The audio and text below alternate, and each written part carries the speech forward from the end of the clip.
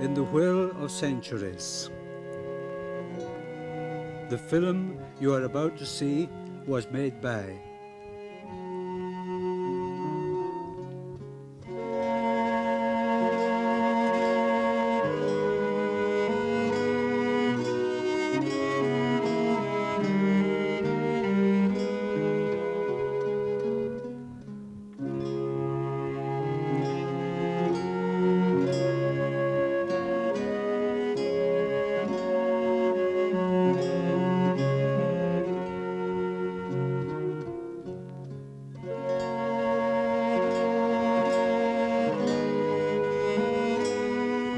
The Buddha Castle rises again.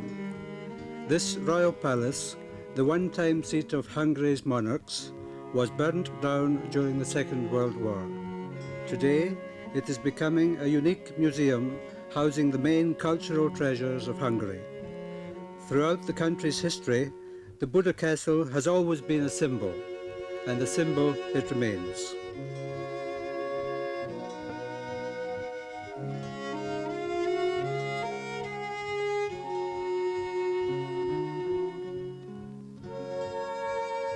Here, for the past 20 years, painstaking, meticulous reconstruction work has been going on. However, last year the castle suddenly and unexpectedly became the centre of interest. In the course of the excavations, dozens of superb, exceedingly beautiful statues from the Middle Ages were discovered, masterpieces of the flourishing Buddha sculptor's workshop of the 14th century. This unique find is evidence that Hungarian sculpture, working on the highest European level and keeping in close touch with the French and Italian masters, also created in those days statues dealing with secular themes.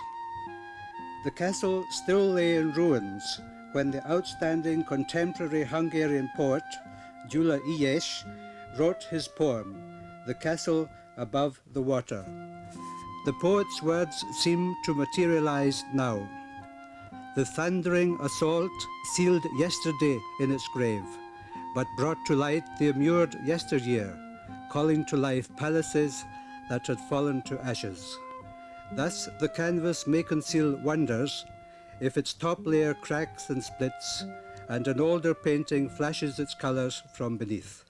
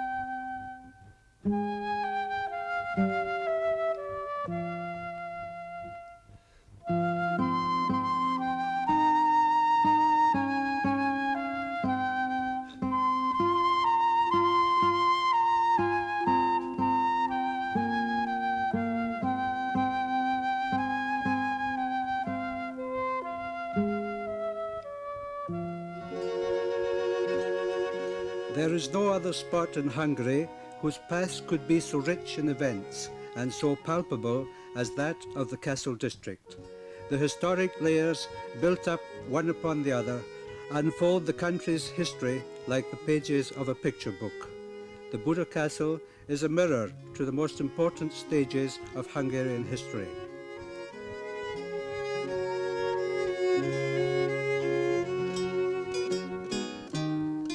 The earliest remaining picture of the city gives a record of one of the finest cities in Europe at the end of the 15th century. But the castle came into being 250 years earlier to repulse Genghis Khan's marauding hordes.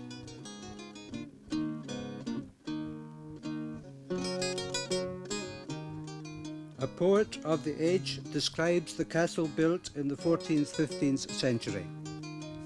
Looking far to the east and reaching up to the skies, the king's castle would be a fit dwelling for Jupiter.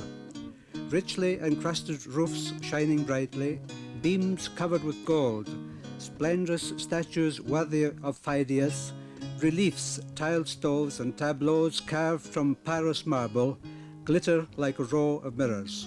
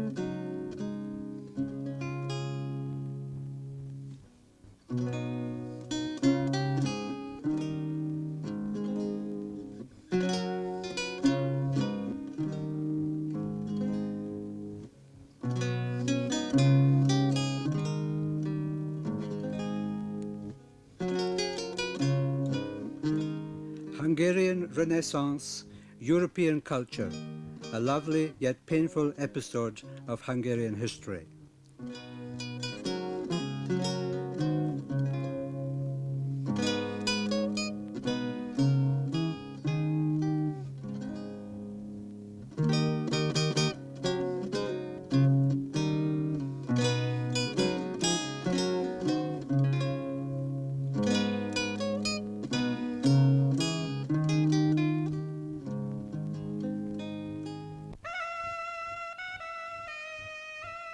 For what came after was 150 years of Turkish rule.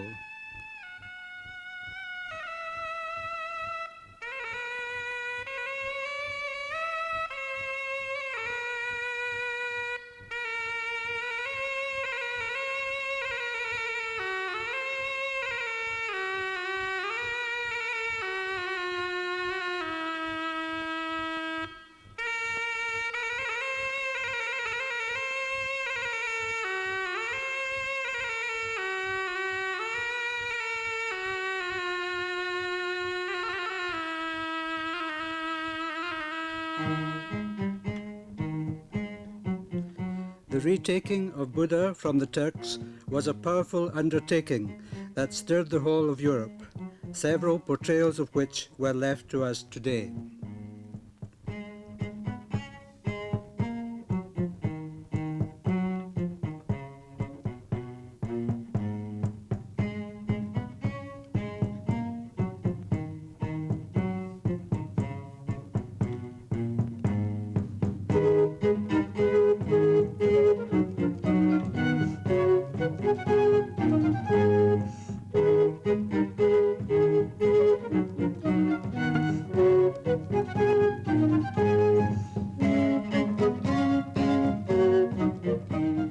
Buildings that had survived the Turkish occupation were engulfed in flames during the assault upon the foreign intruders. They burned like empty skulls wherein candles had been placed, wrote one eyewitness. Empty skulls, a shockingly apt description. The treasures of earlier centuries were scattered far afield or perished.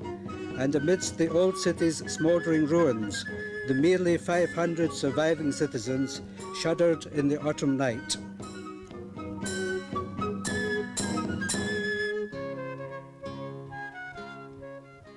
The country paid a heavy price to oust the Turks.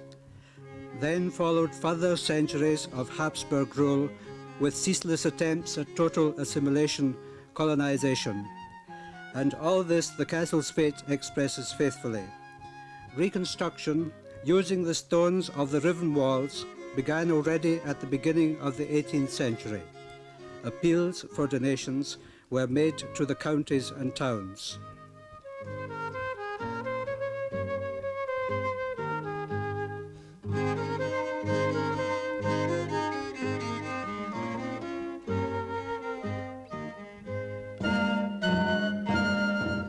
At the time of the 1848 Hungarian War of Independence, the castle again suffered serious damage during the 3-week-long battle.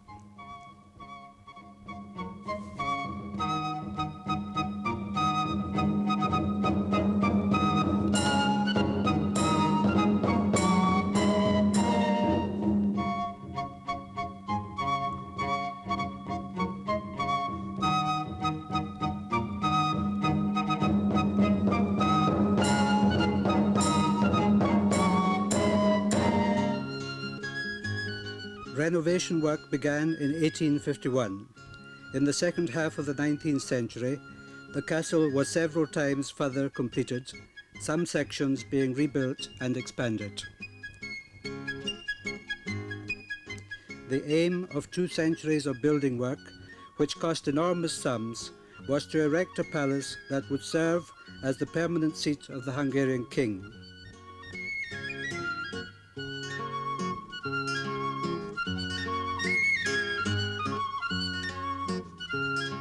However, the Habsburgs occupied the sumptuous palace only during occasional visits.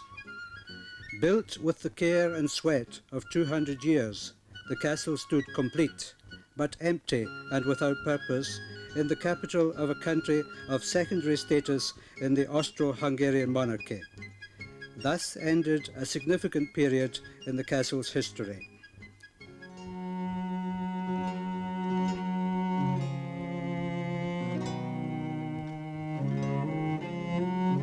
New upheavals, destruction and resurrection had to come for the immured yesteryear to be brought to light.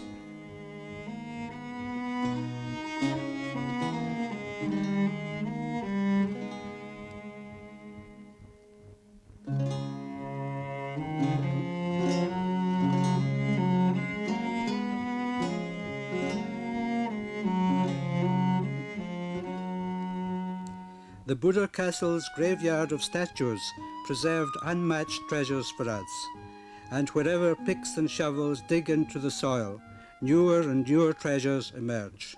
Carved stones and medieval buildings, articles of common use, and statues, newer and newer adornments for the Castle Museum.